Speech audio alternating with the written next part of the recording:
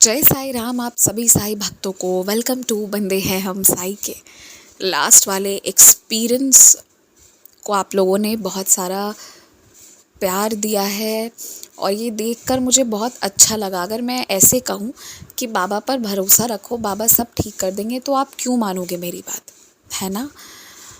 ये बात हो जाती है। लेकिन अगर मैं उसे एक्सपीरियंस के तौर पर सुनाऊं तो आप लोग को जो नहीं भी मानता है वो भी थोड़ा थोड़ा कहीं ना कहीं दिल के किसी कोने में मानना शुरू कर देता है।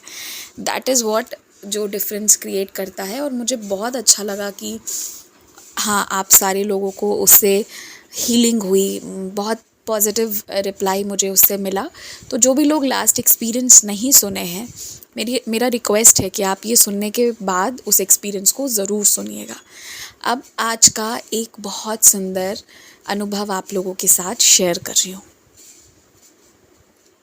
तो यूँ तो बाबा सबके जीवन में आते नहीं हैं, क्या पता किसने दुआ की हो, किसकी दुआ लग गई हो, किसका आशीर्वाद लग गया हो, या क्या पता कब उस शिरडी वाले की नज़र पड़ गई हो और उसने चुन लिया हो कि भाई इसकी किस्मत जो है ना, इसे बदलनी है। क्या होता है नहीं पता, वो जाने, शिरडी वाले जाने। तो ये जो थे, ये एक व्यापारी थे पीछे से, और इनकी जो अम्मा थी वो साड़ियों की बड़ी शौकीन हुआ करती थी। उसमें भी एक दो विशेष प्रकार के सिल्क की साड़ियाँ होती थीं जिसमें थोड़ा काम किया होता था। वैसी वाली साड़ियाँ इनकी अम्मा को बहुत पसंद थी, तो ये हमेशा दुकान में वैसी साड़ियाँ रखा करते थे। अम्मा नहीं है तो क्या हुआ, उससे ऐसा महसूस होता है जैसे मानो अम्मा की यादें हैं, या फिर अम्मा कुछ कह रही हैं, या उन साड़ियों के बीच रहकर अम्मा के होने का बस एहसास होता है। इसलिए उन्होंने वो विशेष तरह की साड़ियाँ रखी हुई थी। यूँ तो वो साड़ियाँ कोई रोज़ में नहीं खरीदता, शादी विवाह लगन होता तो ले जाते, या कभी किसी की सालगिरह वगैरह है तो वो वैसी साड़ी खोजा करते, लेकिन वो उसकी 10 12 15 पीस मंगवा कर रखा करते थे। और इनकी साड़ी की दुकान में तरह तरह की साड़ियाँ थी, जिसमें आरामदायक सूती साड़ी वो भी थी, जो कुछ 300 350 से शुरू होता और 10-12 हज़ार पर जाकर रुकता।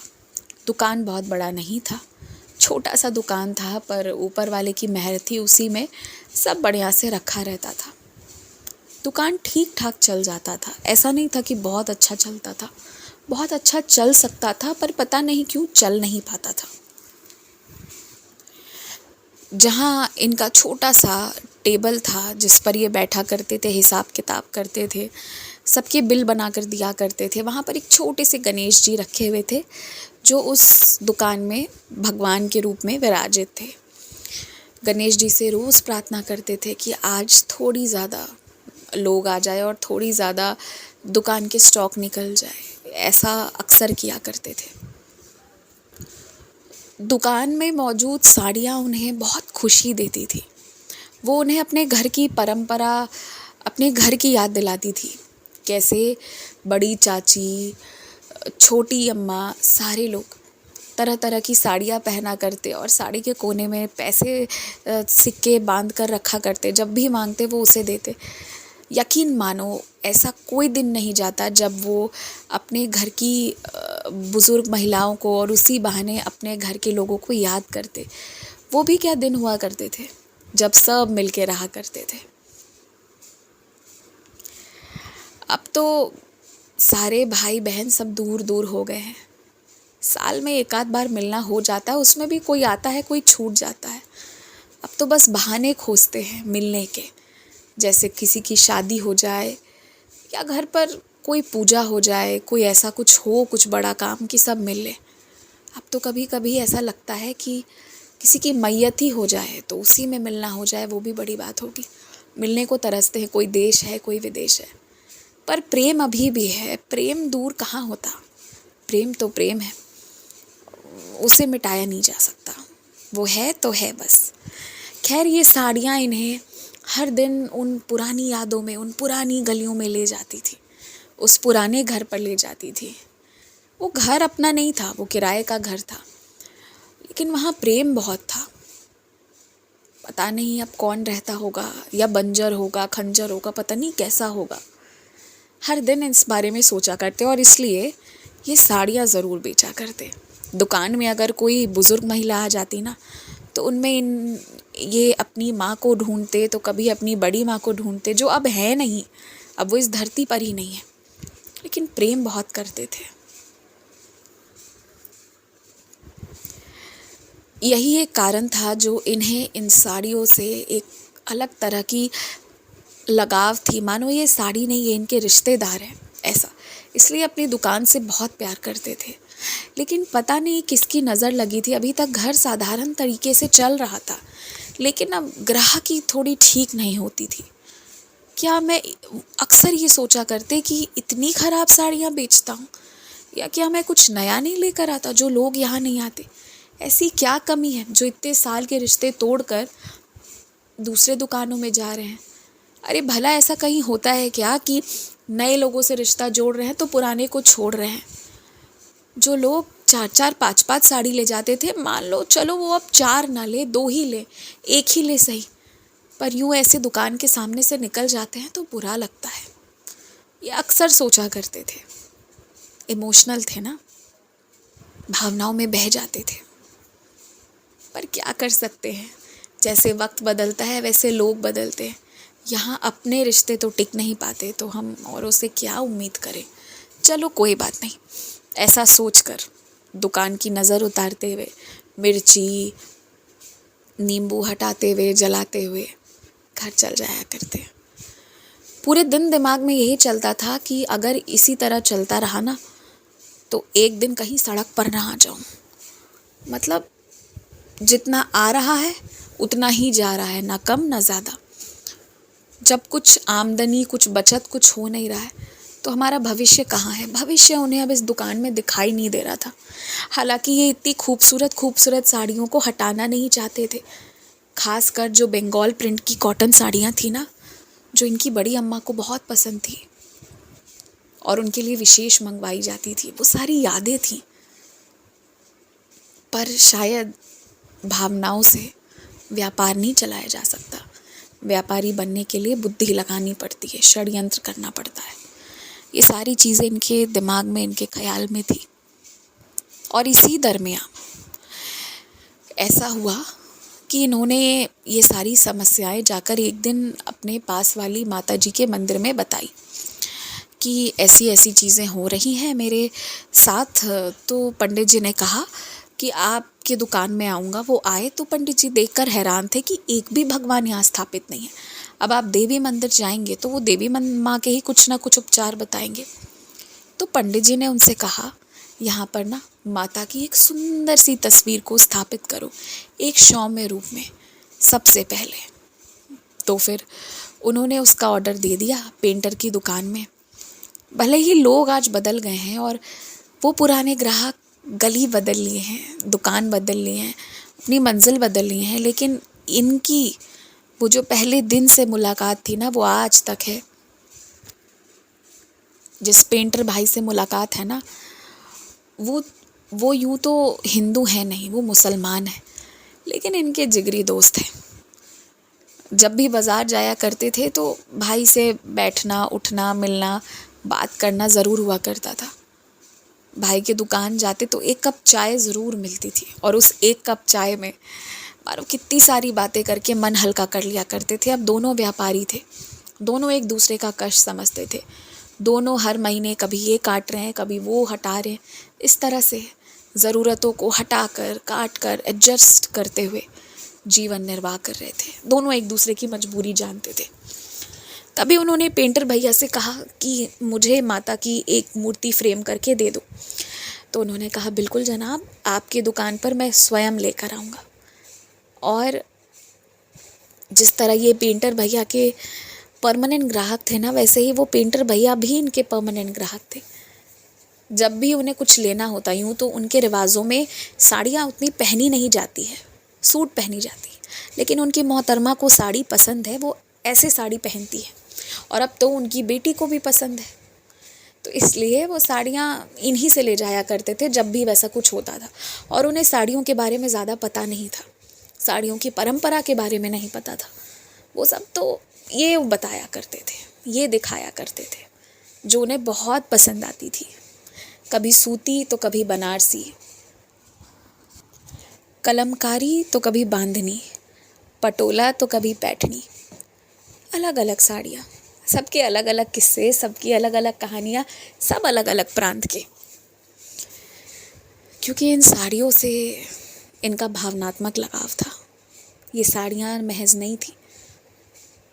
खैर, अब जब ये अपने दुकान आए 3-4 दिनों में, जब पेंटर भाई साहब खुद उस पोस्टर को लेकर आए तो इन्होंने रख लिया। और क्योंकि उनके दुकान पर बड़े दिनों बाद आए थे तो इन्होंने उन्हें लस्सी पिलाई और नाश्ता कराया। उसके बाद वो अपने दुकान की ओर चले गए। फिर इन्होंने सोचा कि मैं इस फ्रेम को स्थापित कर देता हूँ, और उन्होंने उस फ्रेम को खोला। जब उन्होंने वो फ्रेम खोला तो पेंटर भाई साहब से गलती हो गई थी, और गलती से वो ना शिरडी के साईं बाबा उनके पास आ गए। बिल्कुल गलती से आ गए। ना तो ये ज़्यादा बाबा में आस्था रखते थे और ना ही इन्होंने बाबा को बुलावा दिया था। आना तो माता को था, पर बाबा गए। अब इन्होंने कोने में रख दिया, सोचा शाम को जाऊंगा लौटा दूंगा। अब पता नहीं वो दिन कैसा था कि उस दिन शाम हुई तो सांस लेने का मौका ही नहीं मिला। एक के बाद एक ग्राहक आते गए और रात हो गई। और रात इतनी हो गई कि वो बाबा की फ्रेम वहीं कोने में पड़ी रही। वो स्थापित नहीं हुई। वो माता के जगह पर बाबा नहीं जाकर बैठे। जो जगह थी जहाँ उन्हें बिठाना था वहाँ तो नहीं बैठे, पर उनकी उपस्थिति थी उस छोटे से दुकान में।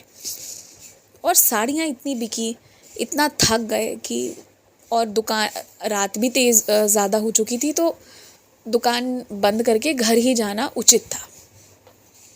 आज पैसे भी तो ज़्यादा थे ना पास में, तो समय से घर पहुंचना भी ज़रूरी था। छीना झपटी हो जाए, कुछ भी हो जाए, इस चीज़ का भी डर था। अगली सुबह जब ये दुकान आए तो इन्हें पता चल गया कि मुझे कुछ स्टॉक खाली हुई हैं, और वो बनारसी साड़ियाँ थोड़ी ज़्यादा कशीदा की हुई। वो 10-12 पीस तो हमेशा रहती थी, वो ये रखते ही थे, चाहे कोई ले या ना ले। तो उन साड़ियों को भी लाना था, और भी साड़ियाँ निकल गई थी, वो सब भी लेकर आना था। तो इन्होंने सोचा कि मैं ऑर्डर कर देता हूँ साड़ियों को, जिसका इन्होंने ऑर्डर कर दिया। अब जाने आज का दिन भी कैसा था। आज व्यापार अन्य दिनों से बेहतर था। आज ऐसा एक भी क्षण नहीं आया कि जब दुकान में कोई ग्राहक नहीं हो, और जो भी आया, कोई 1 पीस, कोई 2 पीस, कोई 5 पीस भी लेकर गया। आज ग्राहकी बहुत अच्छी हुई। कल की तरह आज भी इन्हें वक्त नहीं मिला कि ये बाबा को हटा पाए। लेकिन बाबा तो बाबा हैं, वो अपने होने का एहसास आज नहीं तो कल दे ही देते हैं। तीसरे चौथे दिन इन्हें लगाना कि जब से ये तस्वीर यहाँ खुली है, मुझे ये जगह बहुत शांति देने लगी है। पहले जिन लोगों के चले जाने की इन्हें याद आती थी, जिसके कारण आंखों में आंसू होते थे ना, आज बस वो याद कर रहे हैं, उन यादों को याद कर रहे हैं, पुराने लम्हों को, लेकिन आंखों में आंसू नहीं है। आज सुकून है। और आज व्यापार भी आजकल अच्छा होने लगा है। दुकान में अधिक लोग आने लगे हैं, जल्दी थोड़ी बिक्री हो रही है। ऐसा कोई नहीं है जो दुकान आए और खाली हाथ जाए, कुछ ना कुछ ज़रूर खरीद के जाता है। चाहे 1000 की साड़ी ले, चाहे 2000 की ले, चाहे 10,000 की ले, पर कुछ ना कुछ ले जाता है। यूँ तो 10,000 की साड़ी लोग इनके दुकान पर कम आया करते थे, भरोसा नहीं करते थे कि ये सही दिखाएंगे या गलत। लेकिन फिर भी इस बार वो भी बिकना शुरू हो गया था। तो इन्हें लगा कि ये तो शायद इस पेंटिंग के आने के कारण मैं सकारात्मक हो गया हूँ। और फिर ना तो इन्होंने पंडित जी को फ़ोन लगाया, और ना ही ये दोबारा पेंटर जी के दुकान पर गए। इन्होंने उसी पेंटिंग को, उसी बाबा की फ्रेम को ऊपर स्थापित कर दिया अपने आप से। और अब रोज़ अगरबत्ती लाया करते, 2 अगरबत्ती घुमा दिया करते, कभी क्लॉकवाइज डायरेक्शन में, कभी एंटी क्लॉकवाइज डायरेक्शन में, जैसा मन करता। और बस बाबा की इतनी ही पूजा किया करते और इतने ही में खुश हो जाया करते। अब मानो बाबा की उपस्थिति के बाद ना इनके मन में एक बुद्धि आई। अब तक ये साड़ियों को हटा नहीं पा रहे थे, क्योंकि ये इन्हें अपने घर वालों से जोड़ रखा था। हट ही नहीं पा रही थी इनके आप सामने से। लेकिन आज ऐसा पहली बार हुआ है जब ये साड़ियों के अलावा ना स्टॉक जो लाने गए थे थोड़ी सी जगह इन्होंने ज़्यादा बनाई थी, मतलब कुछ साड़ियों की संख्या में कमी की थी। कि बुद्धि में आया कि कितनी सारी लड़कियां आजकल आती हैं और आजकल लोग साड़ी से ज़्यादा सूट पहनते हैं, क्यों ना मैं सूट भी लेकर आऊँ। और फिर इन्हें ध्यान आया कि एक आंटी हैं जो घर पर सूट सिला करती हैं, उन्हें जाकर इन्होंने कुछ 50-60 पीस सूट का ऑर्डर दे दिया, कुछ एडवांस दे दिया और दुकान का एक कोना अब सूट के लिए रख दिया। अब बाबा की इतनी मेहरबानी कि सूट भी इनके दुकान में बिकने लगे। और जब से सूट बिकने लगी थी ना, तब से लोग इनकी दुकान में ज़्यादा आते थे। पता नहीं बाबा ने कैसा जुगाड़ लगाया था ना कि जिस आंटी के पास वो इन्होंने ऑर्डर करा था कि आप मुझे 60 पीस 50 पीस सूट दे दो, उन्होंने इस तरह से दाम रखा था ना कि इनका सूट इतने रीज़नेबल रेट पर था कि लोग सेटिस्फाइड होकर जाते थे। कोई इनसे सवाल नहीं करता था कि आपने बहुत महंगा रखा है। ये अलग बात है कि मोल भाव कुछ महिलाएं करती ही हैं और वो उनका स्वभाव है, वो उसके बिना वो नहीं जाएंगी। लेकिन इन सारी चीज़ों के बावजूद भी ना एक व्यक्ति ने भी इन पे आरोप नहीं लगाया या ये नहीं कहा कि आप महंगा सामान बेचते हो। और लोग आना शुरू किए। साड़ी वाले लोग जो पहले कम आया करते थे, सूट वाले लोग अब हर हफ्ते दोहराना शुरू किए। उसमें भी वो लोग जो अक्सर नौकरी किया करते थे, वो इनके पास अक्सर आते और सूट खरीद कर ले जाते, अलग अलग रंगों के सूट वगैरह। इससे इन्हें ये एहसास होने लगा कि मेरे इस छोटे से दुकान में ना, जब से बाबा का प्रवेश हुआ है तब से ना यहाँ व्यापार बढ़ गया है, लोगों का आना जाना बढ़ गया है, चीज़ें अच्छी हो रही हैं। इस चीज़ का इन्हें अंदाज़ा हुआ। उसके बाद इस तरह से महीना, 2 महीना, 3 महीना, 4 महीना, 6 महीना बीत गया। चीज़ें इतनी अच्छी हुई कि ये अपनी धर्मपत्नी को लेकर तीर्थ यात्रा भी करने गए। ये शिरडी नहीं थे, गए तो ये माता रानी के ही किसी मंदिर थे और घूम के भी आए, क्योंकि अब आमदनी ठीक ठाक हो रही थी, अच्छी हो रही थी। हाँ, एसी का, 3rd AC का टिकट लेकर जाके अच्छे से घूम के आए। धर्मपत्नी भी बहुत खुश थी। अब दिवाली आने को थी। दिवाली आने के पहले दुकान में सफाई, पुताई, रंगाई, ये सारे काम बाकी थे और ये सब कराना था। तो बस 2-4 दिनों के लिए इन्होंने वो क्लोज़ वाला साइन लगाया, वी आर क्लोज नाउ। और उसके बाद दुकान में सारे काम होने शुरू हुए। दुकान से सब कुछ हटाया गया और तब बाबा की वो तस्वीर भी हटाई गई। उसके बाद जब दुकान दशहरा, दिवाली, इन सारी चीज़ों के लिए तैयार हो चुका था, फिर से सारे स्टॉक रखे गए। इस बार साड़ियों को पीछे और सूट को आगे रखा गया। सब दुकान वैसे ही सज गया, उससे भी सुंदर, मानो नई नवेली दुल्हन है। सब कुछ बहुत बढ़िया, लेकिन गलती यहाँ पर ये हुई कि बाबा की तस्वीर को पुनः रखना भूल गए। और वो तस्वीर कहाँ है, इस पर इन्होंने सवाल भी नहीं किया। बाबा की तस्वीर दुकान में नहीं थी, इनके घर पर रह गई थी। अब फिर से वही माजरा शुरू। दुकान में कम लोगों का आना जाना। जो सूट इनसे लिया करते थे अब आसपास की दुकान में पाया करते थे। फिर से जाने ये लोगों को क्या हो गया। 2 दिन मुझसे प्रेम करते हैं, रिश्ता जोड़ते हैं, इतना डिस्काउंट भी लेके जाते हैं, भैया भैया कहते हैं, भाई भी बना लेते, और तीसरे दिन भाई को ही भूल जाते हैं। समझ नहीं आता। हालांकि बगल के दुकान वालों से कोई नफरत या ईर्ष्या की भावना नहीं है, लेकिन मेरे साथ ही ऐसा क्यों होता है। एक दिन लग गया इन्हें सोचने में। जब अगले दिन ये पुनः दुकान आए और क्लॉकवाइज, एंटी क्लॉकवाइज अगरबत्ती घुमाने की आदत थी। अचानक से ध्यान आया अगरबत्ती घुमाना है, तो उसी वक्त याद आया कि हाँ, तो बाबा ही नहीं है। पुनः इन्होंने फिर खोजवाया, पूरी दुकान में बाबा कहीं नहीं मिले। हड़कंप सी मच गई कि बाबा कहाँ चले गए, बाबा गायब हो गए। फिर छोटू को याद आया कि बाबा को तो सेठ जी के घर ही पे रख कर आए थे हम। छोटू को उल्टे पाँव वहीं दरवाजे से ही लौटाया और बोला कि जाओ पहले घर से बाबा लाओ। फिर से बाबा को लाए, बाबा को स्थापित किया और फिर से क्लॉकवाइज, एंटी क्लॉकवाइज अगरबत्ती दिखानी शुरू की। और बाबा के आते ही पता नहीं क्या होता है, जैसे ना एक सकारात्मक ऊर्जा आ जाती है, मन में विश्वास बढ़ जाता है। अच्छा, एक और घटना इस दरमियान घटित हुई थी। जब वो बाबा को हटा दिए थे ना उस दुकान से, उसके बाद उनकी थोड़ी सी अनबन सी हो गई थी उन सूट वाली आंटी से, और वो किसी दूसरे इंसान को खोज रहे थे जिनसे वो सूट ले सके। उन्होंने तय किया था कि मैं अब ये आंटी से नहीं लूँगा। ये तब हुआ था जब सफाई के दौरान सारी चीज़ें दुकान से हटाई गई थी और बाबा को भी हटाया गया था। लेकिन जैसे ही बाबा ऊपर स्थापित हुए और इन्होंने क्लॉकवाइज एंटी क्लॉकवाइज अगरबत्ती घुमाई और दिखाई, उसके तुरंत बाद इन्हें ऐसा महसूस हुआ कि इन्हें ना रिश्ते ख़त्म नहीं करने चाहिए, इन्हें खुद से जाकर बात करना चाहिए। वो बड़ी हैं और उन्होंने कोई गलत बात नहीं बोली थी। उन्होंने जो भी कहा था वाजिब था, कुछ गलत नहीं था उस तरह का, बस थोड़ा सा लहजा अलग सा था जो इन्हें बुरा लग गया। पर इन्हें जाना चाहिए, बात करना चाहिए।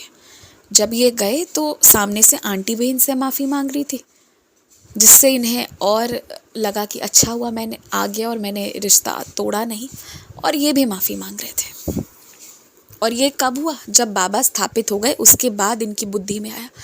मानो इस साईं जो है ना, तब जाकर इनको समझ में आया। इन्होंने कभी बाबा को किसी बुज़ुर्ग के रूप में या किसी इंसान के रूप में नहीं देखा सामने, लेकिन उनकी शक्ति को एहसास किया है। इनको जो चीज़ समझ में नहीं आता, क्या करूं, कैसे सब ठीक होगा, वो ऊपर से मानो बैठे बैठे ना बुद्धि देते हैं। इनकी बुद्धि घुमाते रहते हैं और सही दिशा में ले जाके रोक देते हैं। शायद बाबा का इस दुकान में रहना बहुत ज़रूरी था, क्योंकि बाबा के आते ही मानो दुकान में रौनक सी आ जाती है। और बाबा इतने सुंदर, हर व्यक्ति की दृष्टि जाती है। और बहुत से ग्राहक ऐसे हैं जो उन्हें प्रणाम भी करते जाते हैं। जब से साईं आए हैं तब से सब ठीक होने लगा है। जब से साईं आए हैं तब से फिर से पुनः लोगों का आना जाना बढ़ गया है। बीच में एक आध दिन लगा था कि शायद इस बार की दिवाली रूखी सूखी होगी, लेकिन साईं के आते ही विश्वास हो गया कि माता लक्ष्मी की कृपा होगी, और हुई भी। इन्होंने साईं की शक्ति को स्पर्श किया, एहसास किया कि शक्ति बहुत अलग है। उनका आसपास होना भी हमारी रक्षा करती है। उनका आसपास होना ही हमारे सारे विघ्न को दूर कर देती है। इसलिए कहते हैं उस शिरडी वाले पर भरोसा रखिए, बाकी सब उनके चरणों में छोड़ दीजिए। सब उनकी माया है, वो सब जानते हैं क्या सही क्या गलत है। वो सब करेंगे, देख लेंगे, बराबर हिसाब लगा के करेंगे। भरोसा रखिए बाबा पर। इस अनुभव के बाद जो उन्होंने स्पष्ट महसूस किया, तब से इन्होंने तय कर लिया कि ये रोज़ उस शिरडी वाली का ध्यान करेंगे, उनकी पूजा करेंगे। अपनी धर्म पत्नी को भी बताया, और फिर पेंटर भैया से बोलकर शिरडी साईं बाबा का एक और पेंटिंग इन्होंने अपने घर पर मंगवाया, जिसकी अब ये पूजा करते हैं। और इनकी मनोकामना है कि ये शिरडी भी जल्दी ही जाए। बाबा की पता नहीं कैसी कृपा है कि उस दुकान में लोगों की भीड़ अब बहुत होती है, बहुत ज़्यादा, और इन्हें कोई दूसरा दुकान भी नहीं मिलता है। बाबा वहाँ से हटने भी नहीं देते, बड़ा दुकान भी नहीं मिलता है कोई। और इनका सामान आता है, रखाता है, आज रखाया कल तक चला गया, ऐसी स्थिति है। पता नहीं बाबा की कैसी करिश्मा हो रही है, पर है। जाने भी नहीं देते, यहीं पर रोक कर रखते हैं। लोग भी ढेर सारे हैं और सब अच्छा सा हो रहा है। तो बस इस एक्सपीरियंस के माध्यम से मैं आप लोग को यही कहना चाहती हूँ, हार मत मानिए, वो आपकी हेल्प करेंगे। अगर आपको लगता है ना कोई व्यक्ति ऐसा है जो नास्तिक है, यकीन मानिए वक्त सब बदल देता है। आज आप मेरे मुंह से स्टोरी सुनते हैं ना, मैं ये तो नहीं जानती कि मैं कितने फीलिंग से कहती हूँ, क्या कहती हूँ, पर कुछ हद तक भी जेन्युइनली अगर मैं कहती होंगी, जो आप महसूस करते होंगे अगर, तो मैं भी ऐसी नहीं थी। हाँ, भगवान में इंटरेस्ट था, क्योंकि अब आस्था थी, इंटरेस्ट नहीं, आस्था थी, क्योंकि घर पर पूजा पाठ होता था शुरू से, मेरे घर पर भी। लेकिन लाइफ में कब किसके साथ क्या हो और कैसी परिस्थिति बदले और आप किस कारण से उनकी शरण में चले जाए, you never know, but that is beautiful. भरोसा रखिए, सब बाबा की शरणों में आएंगे। अब वो बाबा का नाम कुछ भी हो सकता है, किसी के लिए महामाया हो, किसी के लिए महाकाल हो, जो भी हो, और उन पे भरोसा रखिए, जीवन में उम्मीद बनाए रखिए। मैंने जितनी आसानी से इन 20-22 मिनटों में इनका अनुभव सुना दिया ना, इनके लिए सोचिए वो वक्त कितना मुश्किल रहा होगा, जब जितनी आमदनी आ रही है बराबर उतना खर्चा हो रहा है, कुछ नहीं बच रहा है। उस वक्त इन्हें पता था कि मैं सिर्फ आज जी सकता हूँ, अगर कल को दुकान बंद कर दिया तो कल का दिन नहीं कटेगा, ये स्थिति रही होगी। फिर भी बाबा ने जीवन निर्वाह किया ना उनका, सबूरी रखा उन्होंने। ये अलग बात है कि वो किसी को उतना मानते नहीं थे, तो बस सबूरी रखिए, श्रद्धा रखिए, सब ठीक होगा। सबूरी रखने वाले लोग सबसे ताकतवर होते हैं और उनकी समस्या का समाधान परमानेंट होता है। जय साईं राम।